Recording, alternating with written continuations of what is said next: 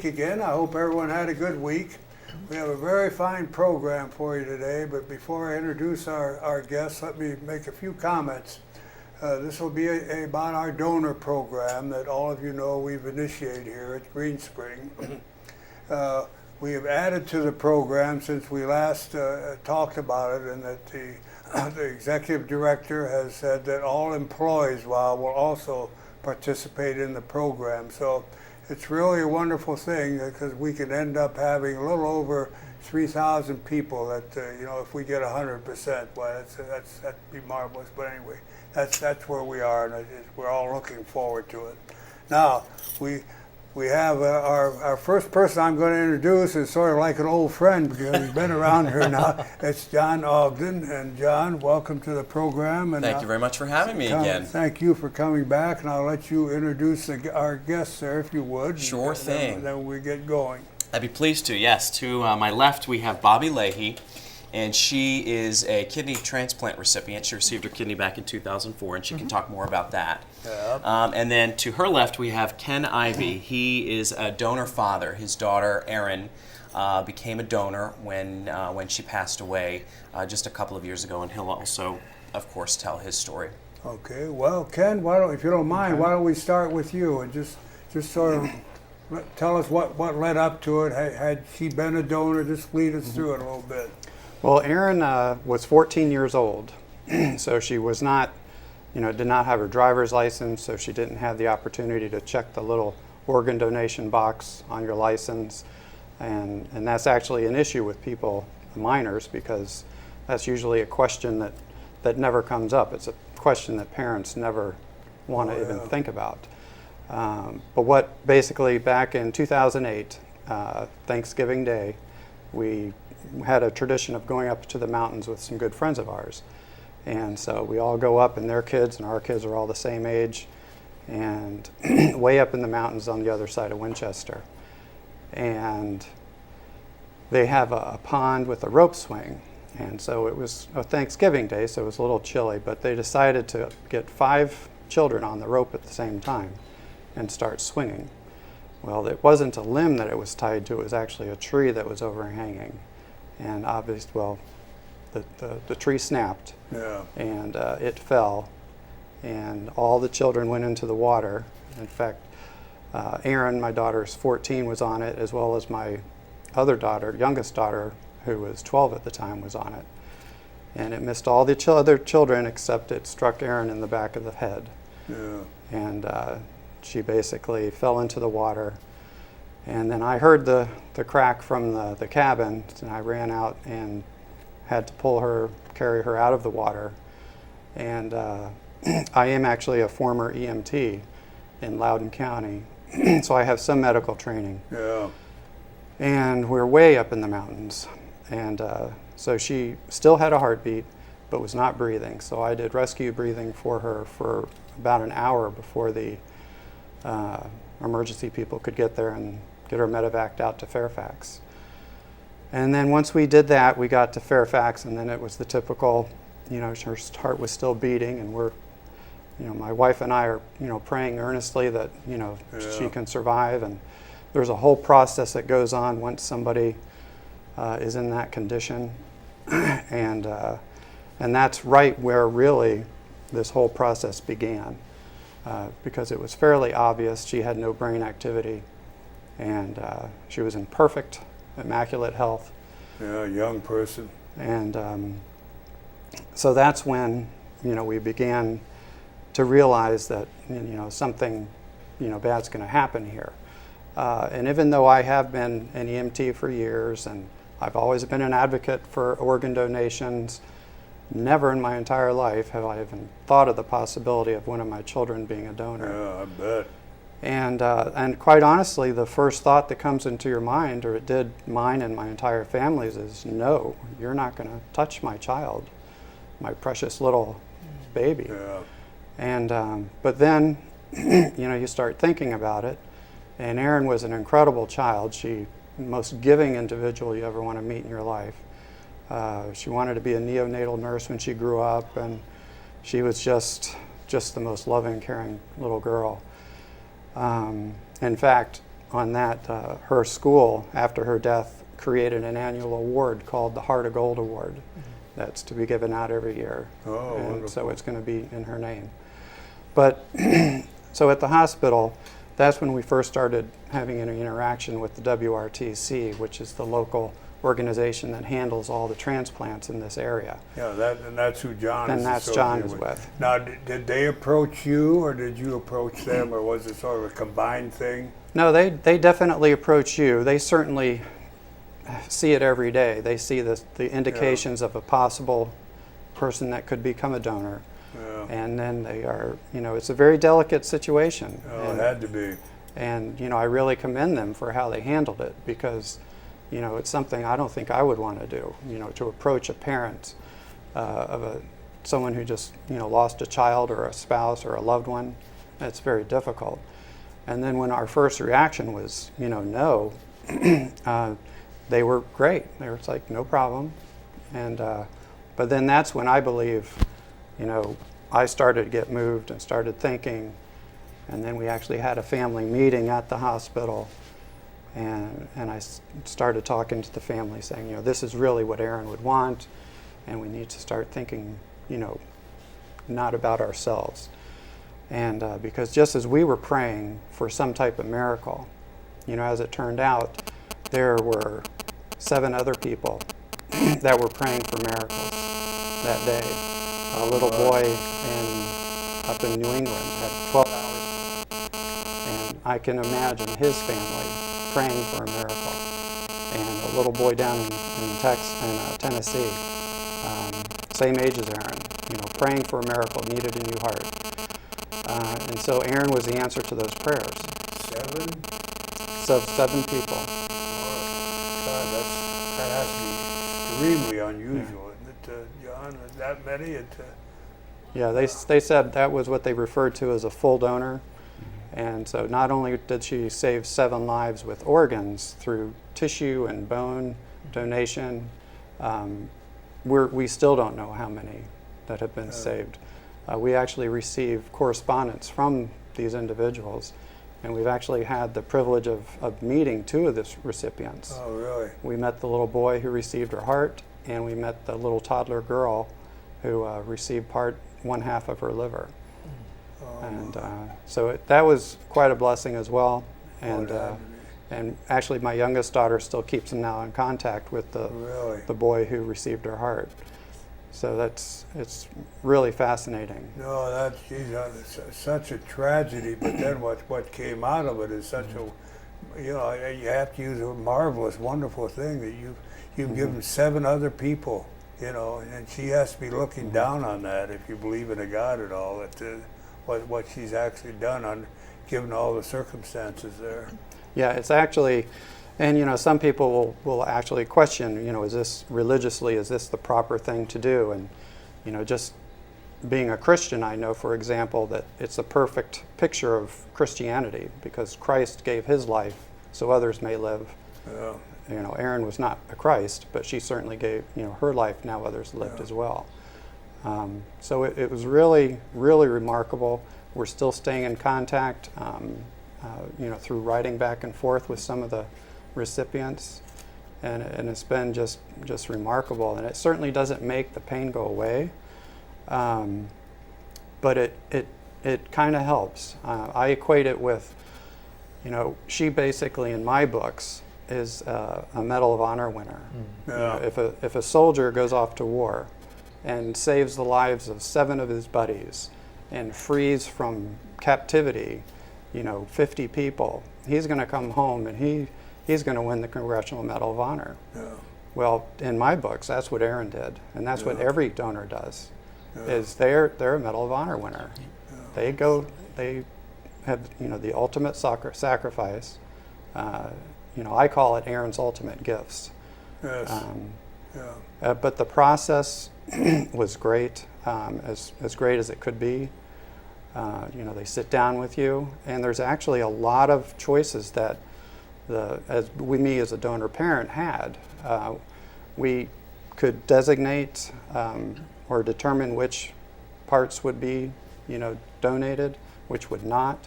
There's a big misconception out there. Actually, there's quite a few misconceptions out there about organ donations, and it's a shame. Is. Well, that's one reason we wanted you here. Yeah, it's not anything like any TV show you've ever seen. It's quite the opposite. But we actually had the ability to designate one of Aaron's kidneys. We knew of somebody that needed a kidney, so we could say. Well, I was going to ask you that. So you did have that ability. So if you had someone that, like another family member, you could designate. Yeah, it doesn't have to be a family member. It can just be anybody that you know. Yeah. And if by chance that person was not an exact match, it would have been okay that Aaron's kidney would have gone to somebody else, but that person would have been brought to the top of the list. Yeah. So that was really great to be able to do that. Ken, another question that arises, and you know, once again, we really appreciate your coming here because it's got to be painful. I don't care how many years pass, it's got to be. But the question arises fairly frequently since I've gotten involved in this about the state of the body after you give donations. I mean, can you still have a normal burial, that kind of thing? Tell us a little bit about that. We were very concerned about that because, you know, that's, again, this is your loved one. You don't want, you know, in your mind, you think horrific thoughts. Yeah. But the reality is we had an open casket funeral, and there was absolutely nothing you could tell. Yeah. In fact, Aaron also gave the gift of sight to an individual down in Southern Virginia. Really? And even with that, there was nothing. You could not tell a bit. Yeah. So, you know, if anybody has any fears about that, it's just not true. Not there. And I think the other big fallacy that people have, or big concern that TV promotes, is that if somebody gets hurt or injured and they go to the hospital, the doctors are going to, oh, we have a possible donor here. Let's try to kill him off. Yeah. And that couldn't be farthest from the truth. In fact, it's the exact opposite. Because if a doctor really had that view, you actually have to maintain that person alive. Yeah. And so there would be more of an influence to keep them alive than the other. That's just one of the fallacies. Yeah. No, that's on the list that John gave me. That's one of the questions that apparently arises fairly frequently. Yeah. I guess people just think that way. You can't stop them. And it's because that's what the media, Yeah. you know, portrays. Probably. That's what's out there. Yeah. Yeah. Well, John, thank you. We'll get back to you, Ken. But Bobby, how about give us your story now? You're a recipient, and I guess I'd like for you to start out how did it all start with you? I mean, obviously you had a kidney problem, but then what? No, okay. This is just a really strange story, and I Okay. feel very humbled after listening to a donor family. I always do. Oh gosh, because it's the greatest gift that can ever be given. I was just merrily passing through my life about 11 years ago, and I got up on the 4th of July, and it was hot, and I thought, oh my goodness, I don't feel really good. And so I went through the day, and we had activities planned with our family. And the next day, I was a little bit sicker, but not anything that was going to stop me because I had never been sick in my life. So my day started, and I didn't feel very good, but I just kept going. And that went on for 2 months. I just thought maybe I had the flu, maybe I just had been working too hard, maybe I was burned out from my work. I was a managing broker with a local real estate company, and spent long hours in the real estate business. Truly, until Tuesday of Thanksgiving week, I did not know that I was really, really sick. What year was this? 1999. And so at that point in time, on Tuesday afternoon, a client called, and I was absolutely incoherent when I spoke with them. Really? And my husband, who happened to be standing there, said, "Bobby, you're going to the doctor." And I said, "No, I'm not. I don't ever go to the doctor. Don't have to go to the doctor." And so I didn't come home. I went to the doctor and woke up in Fair Oaks Hospital. And there were all sorts of strange machines around me and needles in my arm, and things were happening, and doctors I'd never seen before were peering at me.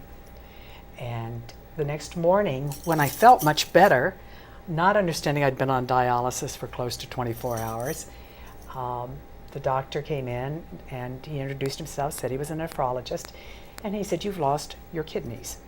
And he said, "I Really? hate to tell you that." And he said, "We don't know why."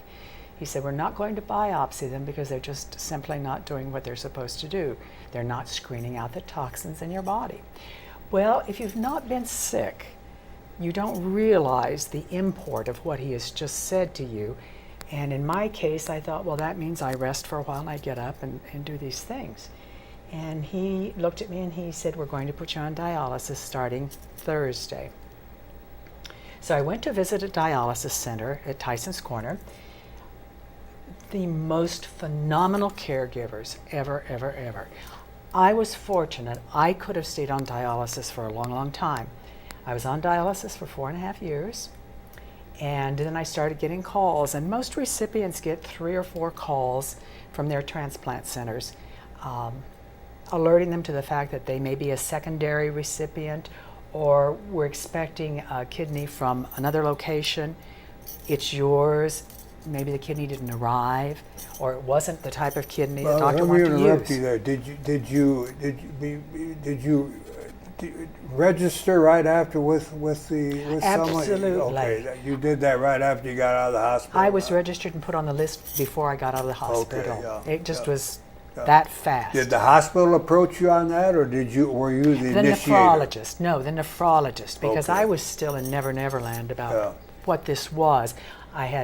I just really had no So concept. the system really kicked in right The away. system kicked Yeah, right okay. in, Yeah. and so I was directed right to a dialysis center, and all of my records were already there, and I began the process of being a dialysis patient. 3 hours, 3 times a week, 3 hours a day, 3 times a week, and went through that, did very well. I was tremendously compliant. It's very important for someone who loses kidneys and any organ to be compliant and do exactly as What they're they told to ask. do, which meant I drank about 12 ounces of liquid a day, and I had no salt. I had a little piece of meat like this at dinner. I ate some vegetables. There were nutritionists who worked without the diets of all of us, and I just said, I'm going to do this because I'm not giving up yet. And then, as I said, the calls started to come. And one Saturday morning, I was at 6 o'clock at dialysis, and my Now, when you husband. say calls started to come, was this from John's outfit, or? No, they were actually coming from Fairfax, Nova Fairfax, which is where I was going to be transplanted. That was the center where okay. I was going, the same center that Aaron was involved with. Yeah. And the transplant coordinators start calling you. I don't see this side at all as the recipient. They've done all their things behind, and they found Yeah. this wonderful donor for me. So when the call came on that Saturday morning from my transplant coordinator, with whom I've been working, I had to go in and have my blood work done regularly, and they had to be sure I was a healthy person. He said, "Stay on dialysis and then come on over to the hospital." And in my own way, I said, "I've heard that before." And he said, "I think you'd better come this time, for sure." And so, not that I didn't before, but it was sort of like, you've called me 4 times now, and I've been in the operating room and things have not happened. But I did get to the hospital, and I arrived at the hospital at 2 o'clock, and at 5:30 I was back in my room with a functioning kidney that started on the operating room table, has not stopped since, and my donor was 70 years old. She was a retired nurse who always knew that she was going to be a donor. And so the family moved quickly with John's group to make the donation, and she was a marvelous person. Immediately, within weeks, I was in touch with the donor family and having dinner with Earl, Winona's husband, and we meet and see each other all the time. She was so healthy. She had a brain aneurysm, but she was so healthy that she, like Aaron, even at her age, was able to donate a lot of her Well, let organs. me interrupt that because that's something that has really come up here because, you know, we're seniors around here and we're in our 80s, most of us. And John's folks have told us, you know, age is really not the determining factor. That's exactly right. What's the determining factor if the organ is functioning? That's right. And certainly That's you right. found that out, so you have a Oh. 70-year-old organ in you. I do, I Yeah. do. Yeah, Well, 77 now, or Yeah, right. about, That's I guess. I can say it's older Well, than me, but not much. You're aging very gracefully. Oh, thank you. As is your kidney. As is my Yeah, the kidney. kidney, right, thank you. And Now, I go do take ahead, I care of it. interrupt you there. Well, Why don't and you I get do that? take very good care of my kidney because I feel a very deep responsibility to house this kidney and ensure that it has the longest possible life it can. Part of that's because I will live longer, Sure. but a lot of it has to do with this marvelous family that so willingly gave. Yeah, And it's an amazing thing.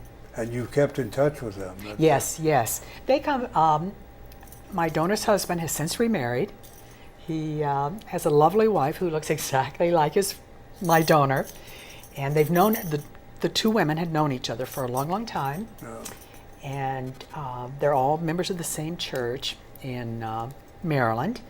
And so we come back and forth all the time to have dinner. And he brings me flowers from Winona's garden. And they're great, big blooms. And it's just so nice. They've become very good friends.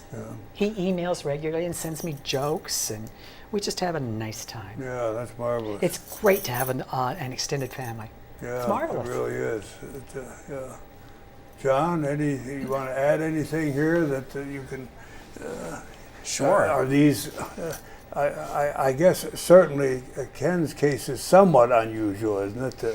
It is, yes, and I'm glad you brought that up. A lot of it has to do with the fact that his daughter Erin was in optimal health, which is why she was able to donate so many organs and also tissues.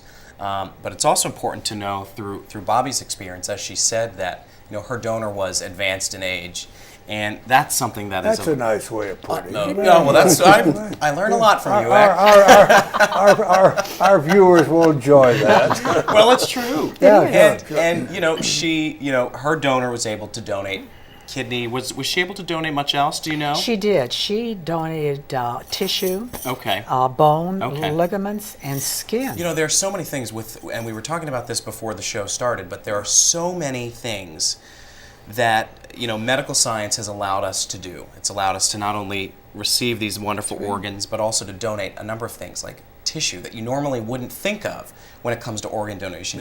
When you check that box to become an organ donor, you don't necessarily think that it could be bone for use in bone grafts or bone surgeries, or skin to prevent burn victims from losing fluid in their burns and from really saving their lives, or even corneas for people who need cornea transplants. You don't think of all those things. We often think of hearts and lungs and kidneys, but you don't often think of the number of other things that an individual can donate. And we have recovered successfully a number of not only organs but tissues from people who are older. Yeah.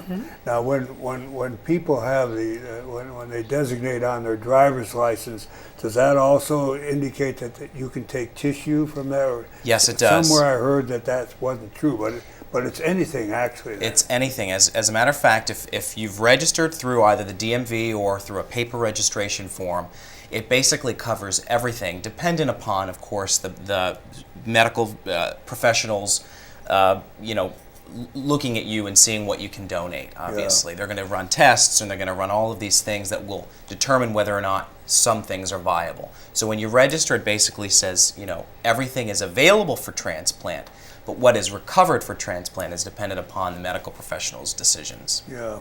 Let me something else. I don't want to be crass about this, but the expense factor. Mm-hmm. How is that handled? Like in Bobby's case, would her insurance cover this, or how's that handled? That's a very good question. And then in Ken's instance also. Sure. From the donor's perspective, it doesn't cost anything. Okay. And Ken can speak a little bit to that. From the time you say that you will agree to be a donor, the billing stops Yeah. for you, and it completely is taken over by the WRTC. Yeah. So Well, there- that's reasonable, yeah. Yeah. It'd be, The cost is Pretty- passed on to the recipient. That's how it works. okay. And does the insurance company usually, they cover They that? do cover it. Yeah. They were very good, in fact. They worked very closely with the hospital. There was never any question Yeah. that I was going to have. I never paid a thing. The insurance took care of everything. Yeah.